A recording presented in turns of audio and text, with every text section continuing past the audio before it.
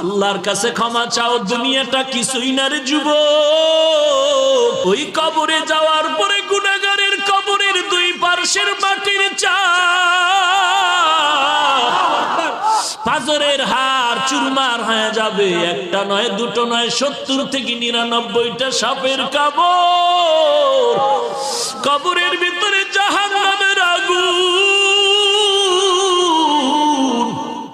এরে বান্দা, এখনো কি আল্লাহর রাস্তায় ফিরে আসবি না?